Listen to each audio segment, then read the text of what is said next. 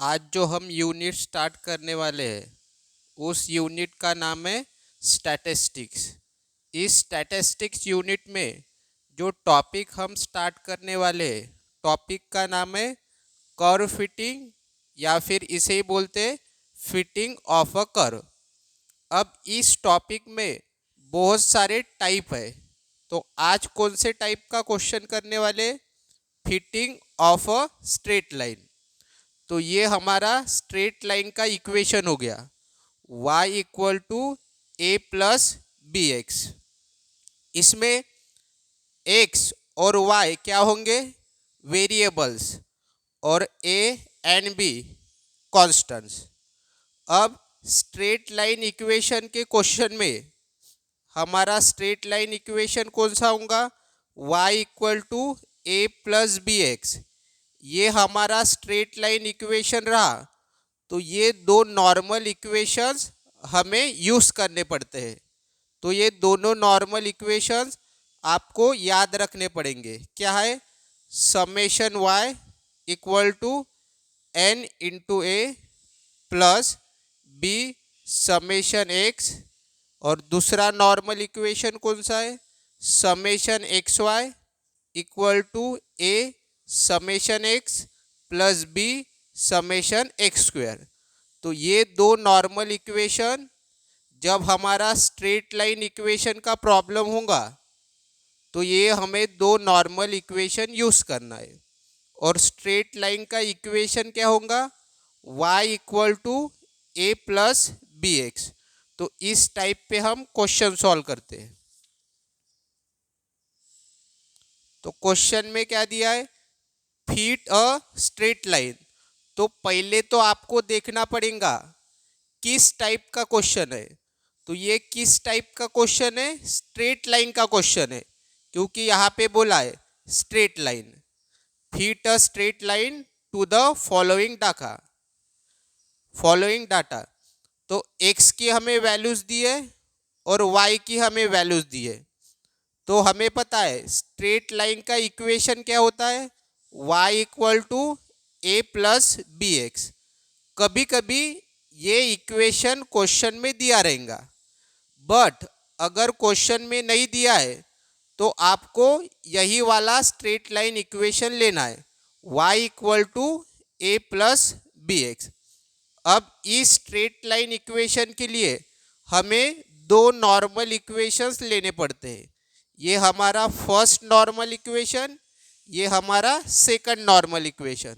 Summation y equal to n a plus b summation x, और दूसरा normal equation क्या है? Summation x y equal to a summation x plus b summation x square. तो हमें value किसकी निकालनी पड़ती है? ए और बी की। हमें ये दोनों जो कांस्टेंट्स है हमें पता है ए और बी कांस्टेंट्स है, तो इन दोनों की वैल्यू निकालनी पड़ती है। तो हमारे पास दो अननोन है, तो हमें दो इक्वेशंस की ज़रूरत पड़ेगी, और हमारे पास दो नॉर्मल इक्वेशंस है। तो इन दो नॉर्मल इक्वेशंस की मदद से हम ए और बी की वैल्यू निकालेंगे, क्योंकि हमें पता है मैथ्स का कॉन्सेप्ट, अगर दो अननोन है तो उसके लिए हमें दो इक्वेशन चाहिए। अगर तीन अननोन है तो तीन इक्वेशन चाहिए। तो हमारे पास अननोन कितने हैं? दो, ए और बी। तो उसके लिए हमें दो इक्वेशन चाहिए। तो हमारे पास दो इक्वेशन है।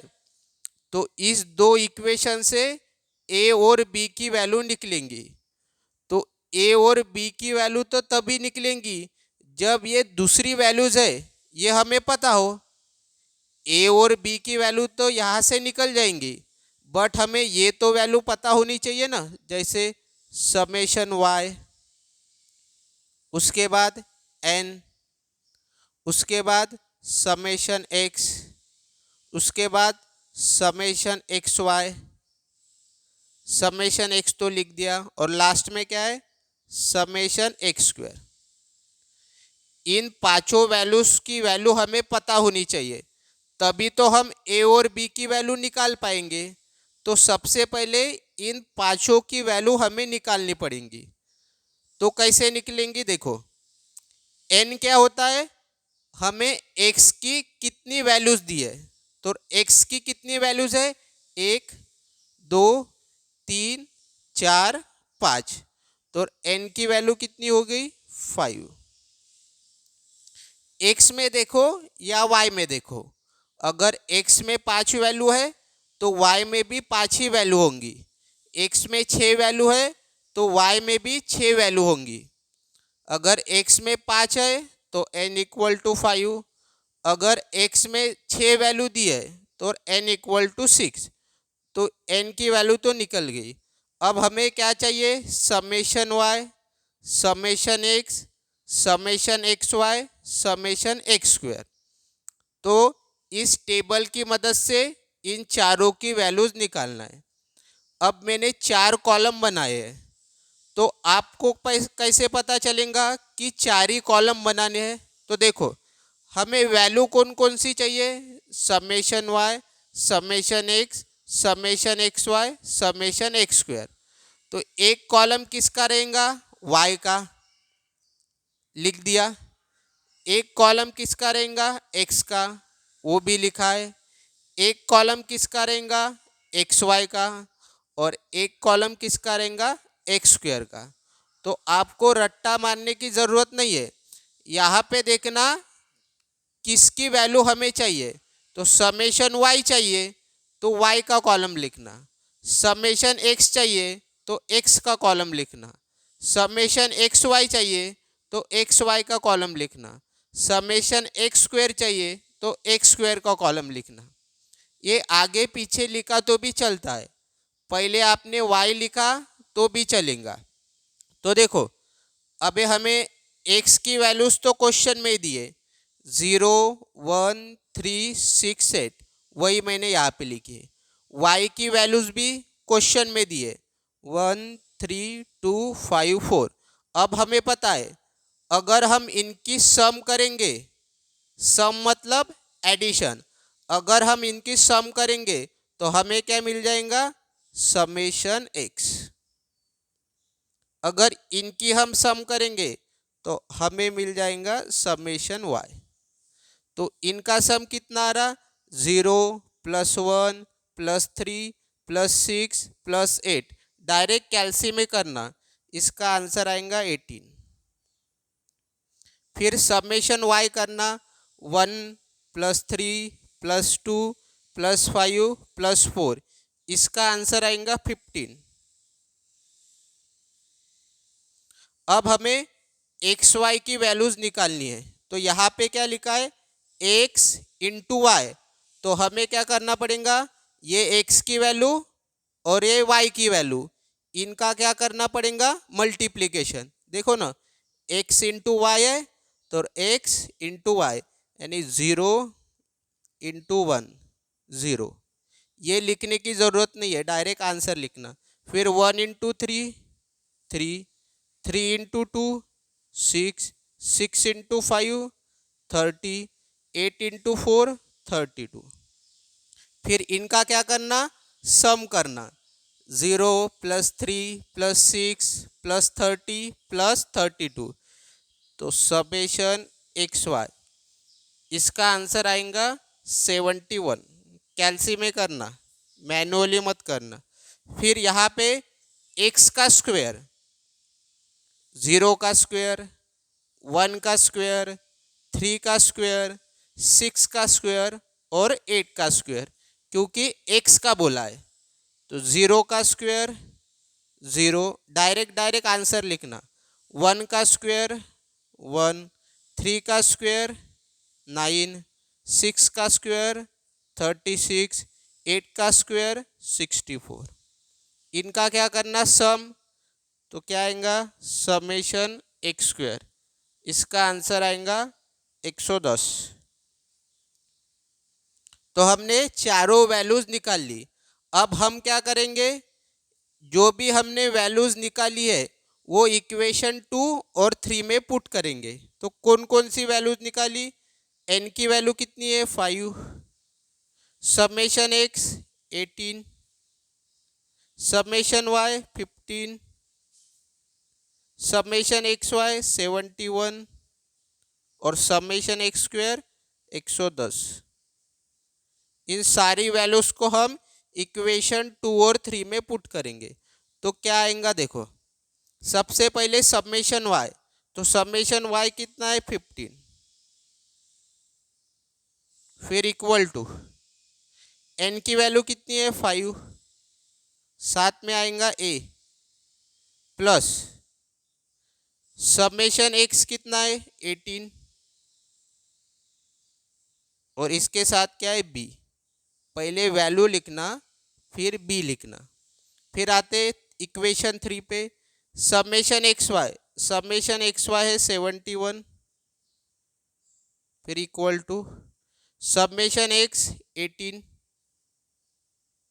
इसके साथ है ए, फिर प्लस समेशन एक्स स्क्वायर 110 और इसके साथ है बी। अब हमें दो इक्वेशंस मिल गए। अब इन दो इक्वेशंस को कैल्सी में सॉल्व करना है तो कैसे करेंगे देखो। तो सबसे पहले कैल्सी को ऑन करना,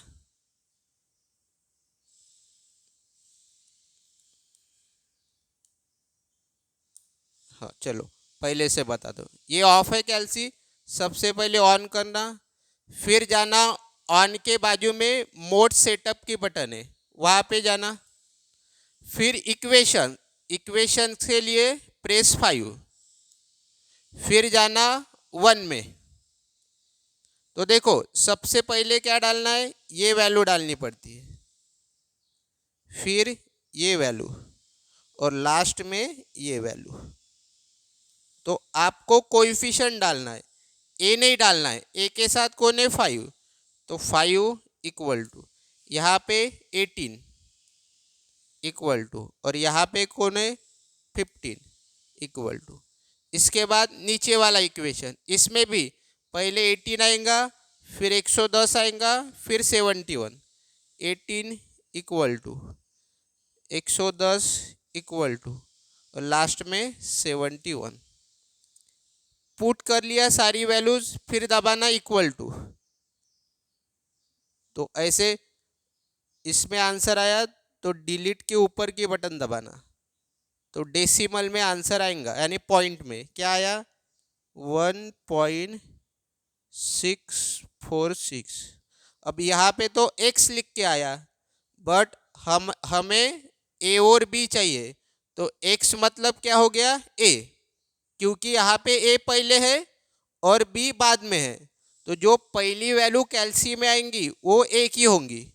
फिर से इक्वल टू दबाना, y मतलब क्या होगा b, तो फिर से डिलीट के ऊपर की बटन, b कितनी आई 0.376। तो इस प्रकार से कैल्सी में सॉल्व करना है।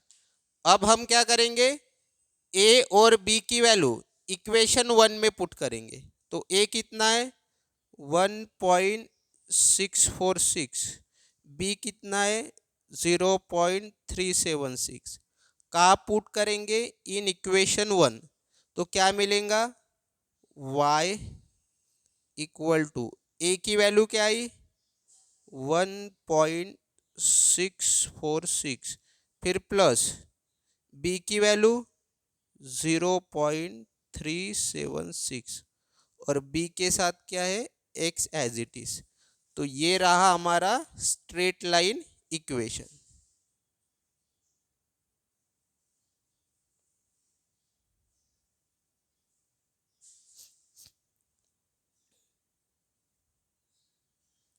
This is the required straight line equation. तो इस प्रकार से आपको स्ट्रेट लाइन के प्रॉब्लम सॉल्व करना है। क्वेश्चन में स्ट्रेट लाइन बोला और इक्वेशन नहीं दिया है स्ट्रेट लाइन का, तो हमेशा क्या लेना है y equal to a plus b x. फिर इस स्ट्रेट लाइन इक्वेशन के लिए ये दो नॉर्मल इक्वेशंस आपको ध्यान में रखना है। फिर आपको वैल्यूज़ निकालना है। तो बहुत ही आसान टॉपिक है स्ट्रेट लाइन का। Thank you.